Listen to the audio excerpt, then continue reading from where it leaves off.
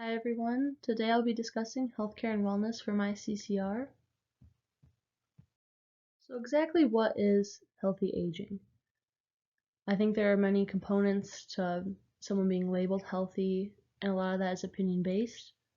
I really liked the CDC's definition as listed on the left.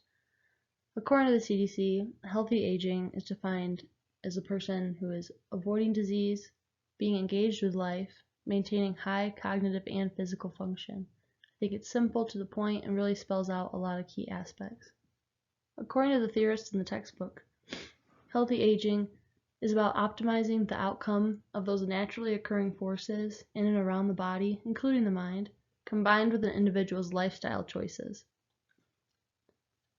A key to this, I think, keeping it simple as someone ages, is just keeping a balance between the gains and losses that happen over time, homeostasis.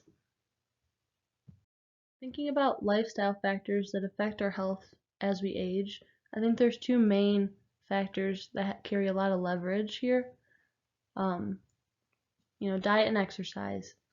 It's all about eating less and moving more, and not, totally limiting your diet, but limiting the bad stuff. Looking at diet, older adults should really focus on limiting, or at least monitoring, saturated fats, trans fats, sugars, and sodium.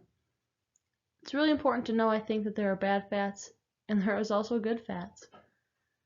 I want you to keep your mindset in thinking about heart disease, and also what we've learned earlier in the class about the other disease processes that heart disease can lead to. Looking at the types of fats in foods, you have low density lipoproteins, or LDLs. These clog the arteries, impeding blood flow through the heart. These proteins are what is going to cause arteriosclerosis and other disease processes like that, often leading to heart attacks eventually. Then you have high density lipoproteins, or HDLs. These work to keep the arteries clear by breaking down LDLs. You want HDLs in your body. Looking at that other key facet of lifestyle factors that carry leverage in the person's health is exercise. We all know there are numerous positives to exercise. I listed a couple that I think are very important for when thinking about older adults. For example, improved heart function, better strength, flexibility, balance, and coordination. Now, what all that will do in the second line is allow them to carry on ADLs longer, those activities of daily living. They're not going to become dependent sooner. It's going to prevent that from becoming an issue. The flexibility, balance, and coordination, again, lets them carry LDLs, but also I think is preventing injury is a main focus of that. There's not going to be as many falls. Their muscles, their tendons, their bones, everything is going to be stronger and more stable. I think that's very important. The next bullet, you see, exercise, we all know, causes better moods. And the book specifically talked about improved cognitive functioning, which I think is a great asset for older adults. Now, there are so many aspects to exercise, which of course we all know. There's so many different kinds, so many different ways to attack it, and it's different for everybody, but a main type scientifically for older adults to focus on is aerobic exercise. Examples of this include jogging, Zumba, swimming, there's even walking, light cycling. There's a lot you can do with it. This exercise creates moderate stress on the heart. Scientifically, when the pulse rate is between 60 and 90% of the person's maximum heart rate. You can calculate maximum heart rate by just taking the number 220, subtracting your age, and there you have it. Take a minute now to calculate your own. The maximum heart rate up towards that range is also where your body is burning the optimal amount of calories, which means you're getting the most bang for your buck out of your workout, and it's really important to know. Another reason I think it's important for older adults to know their maximum heart rate is when they are exercising. I mean, even today, not everyone, but a lot of people do have the smartwatches, the Apple Watches, the Fitbits that monitor their heart rates while they are exercising, and they'll know, if my maximum heart rate is this, and I'm working out right now, and normally I'm fine, but my heart rate is way above what it should be, like I know something's wrong. So overall, great thing to know. Carrying on with the health theme, we now get to health promotion. Well, there's two main things that we're going to focus on when thinking about theories and models. One is self-efficacy. which emphasizes goal setting and one's personal beliefs in the ways one influences their own outcomes. So it's just taking their own goals, what they think, what they believe, and putting those into the interventions and lifestyle choices that they're making to improve their health outcomes. Another facet is self-regulation, which is simply put, one's motivation for change.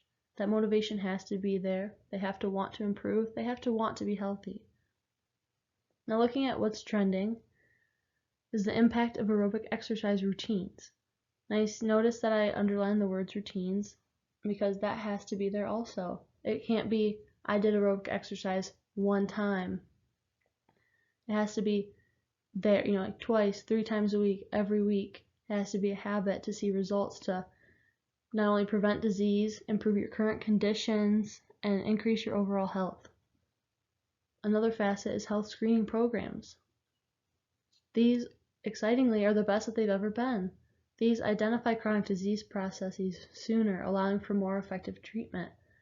For example, checkups, they're always adjusting the age of checkups, when you need your first pap smear, when you get a mammogram, when you get a colonoscopy, when you get a prostate exam, all those, they just keep moving them up, which is a great thing. It seems inconvenient, but catching diseases sooner allows interventions to happen sooner. They don't progress, they don't cause other things, they don't get to the point where we can't help you anymore. So it really is a great tool. And the third thing, which might be my favorite on this slide, is the idea of salutogenesis, which is a concept that emphasizes the factors that support and promote health. It does not focus on factors that cause disease. So really key is that it's supporting and promoting health. It's on the positive. It is not on the negative. And it's proven to have great effects on individuals. When the focus is on what you can do, what's great for you, there's better outcomes. For example, it's not don't eat sugar, don't eat sweets, don't eat cheeseburgers, don't sit on the couch. It's fruits and vegetables are great for your body. Exercising is great. It's really just focus on things that you can do, not listing off the things that you do that are horrible and that you shouldn't do anymore. It's just focusing on what you are able to do. And I think that it's very easy to see how that could be very effective and beneficial for individuals. Moving into prevention of diseases and an unhealthy aging. On the left, I list just some key concrete concepts of general prevention techniques. They are live an overall healthy lifestyle. I think many of us have probably heard of the 90-10 theory with diet. 90% of the time you're eating healthy, you're doing the right things, and then 10% of the time you're indulging. It keeps a great balance within your body. It allows you to indulge, feel like you're getting something, not just totally depriving yourself of all the good things, because you want to live your life, you want to eat delicious things. So I think the 90-10 rule is a great framework for that. Next, you see stay active physically and mentally. I love that mentally is attached to that. They talk about it in the textbook as well. You got to keep everything firing on all cylinders as long as you can. The next one's be social and stay connected to others. This is really great for your mental health and cognitive. I think it's just early in the semester we talked about the book The Blue Zone. And so those zones around the world where there's cities and towns that have a much higher rate of like super centennials, people who live past 110, they have very old people always, it's consistent. And people have studied those zones, and a main thing across all of them is that they're social with their friends, they're connected, they go on walks with their friends, they're very in the community and connected to others, and that's very important mentally and I'm sure somehow physically. Next, you have your financial ducks in a row. This is important for many reasons. If you feel secure, if you feel that you can support yourself and the life that you would like to live, especially into retirement, that takes off an immense amount of stress. It makes you feel good.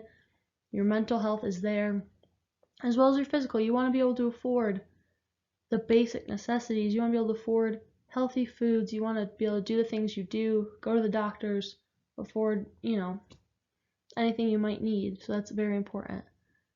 Now, the textbook talks about types of prevention. There's primary, which directly prevents disease.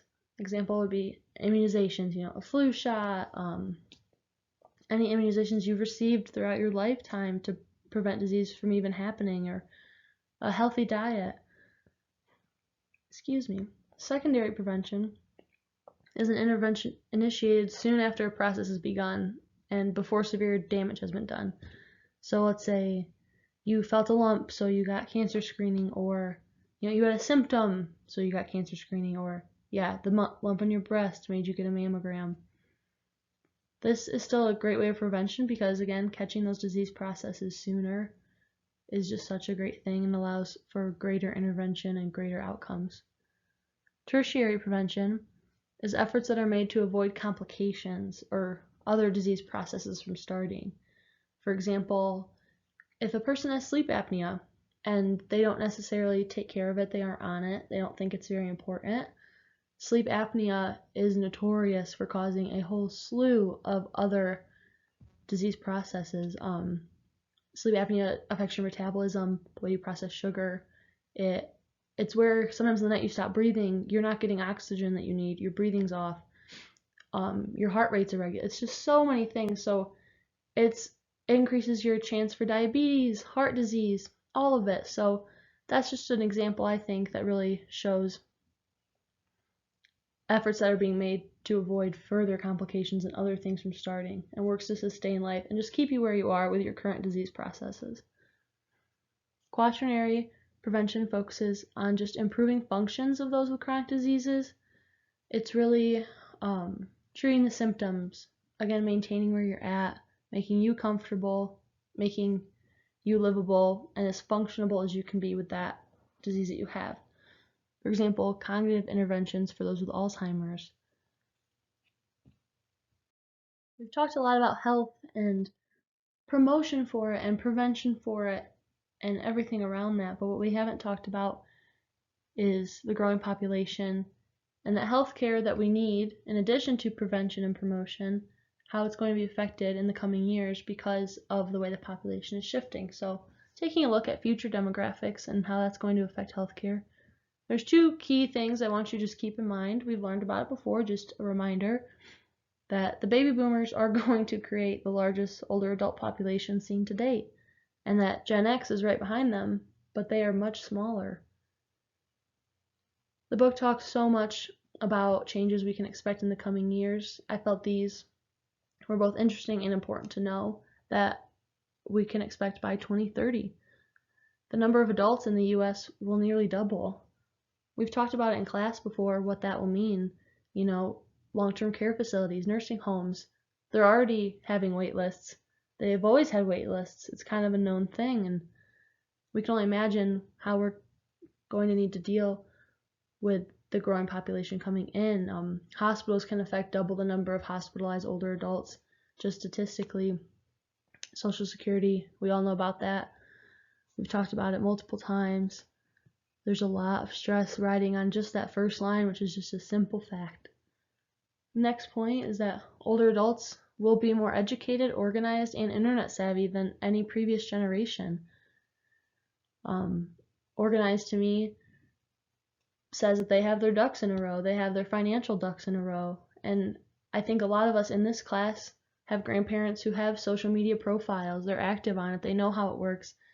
They're in the know, generally, in the know a lot more than past generations, and I think that their expectations of their life is going to be greater than previous generations expected for themselves. Another thing, that leads me to my next point actually, a comfortable retirement will be expected. However, most going into the retirement won't have the funds to support this ideal, and I think ultimately this is going to have great mental detriments. You work your whole life and then you get to your retirement, you think it's going to be great, you picture vacations, kicking back, you're tan, but coming to that realization that I'm not going to be able to live as wonderfully as I thought I would be for my last 20 years before I die, like that would be horrible. That would be such a heavy weight on your chest. And it's not just, oh shoot, I can't go to Hawaii, but you might not even have a comfortable retirement. It might not even be as comfortable as the life you led regularly, so that is going to have some effects. The next point is the dependency ratio is going to shift. The dependency ratio really just gives us insight into how many people we have to pay for the people who are unable to provide for themselves. And I mean that in the most respectful way. This ratio consists of the number of people who are under the age of 15 and over the age of 64, just to give you an idea of how that's calculated. My next bullet point is very interesting to me, I think. That increases in divorce over the years, the decades even, has and will create a decrease in the sense of obligation to care for both parents by the children. Now, at first, I had to read that twice when I was reading about it in the book, but let's say your parents got divorced at a relatively young age and one of your parents wasn't in your life anymore. You are likely not going to feel an obligation to need to care for that parent as well. You're only going to be caring for one. That parent who flew the coop is not going to have, kin under them to support them and want to take care of them. So it's going to create another population that is at risk. I wanted to provide this visual because I think for myself included and a lot of us, we talk about it all the time. The boomers are moving into the retirement age. It's going to be a great population, but I think many of us still in our back of our minds are thinking, yeah, but people are passing away. It's hard to grasp that people are going to be living longer than ever and that this is a big generation. So I really appreciate this graph. I think it's very easy to read. Simply draws it out. The "you are here" arrow is in the wrong spot now. We're in 2020, so we moved up 2 pegs. Still a great visual. Even being in 2020, it's going to almost double in 10 years. It just shows here you are with the baby boomers, and this is where we are going. This is something to look at, give perspective. In this class, we've talked about Social Security and Medicare stress a lot and what those are going to look like with the baby boomers, what they look like now. We've had discussions about what could we potentially do. I think we're all pretty fluent in these two concepts. I did want to provide some bullets about things in the book I found were interesting and caused me a different kind of stress, just rechecked stuff we've already learned, and it kind of opens your eyes a little bit.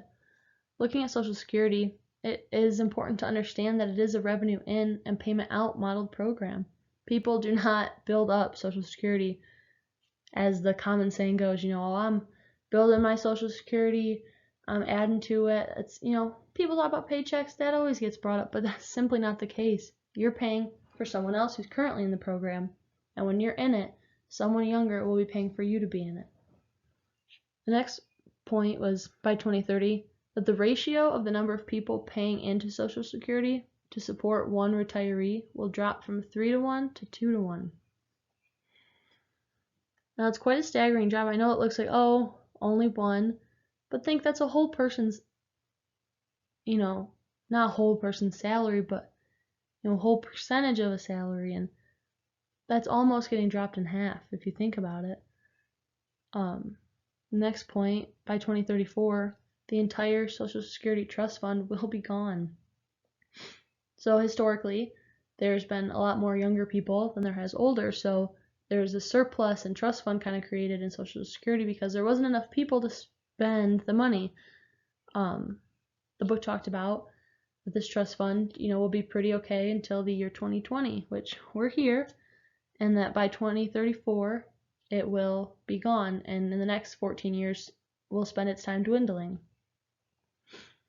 Shifting over to Medicare, just a reminder, to qualify, you must be 65 or older, disabled, or have permanent kidney failure.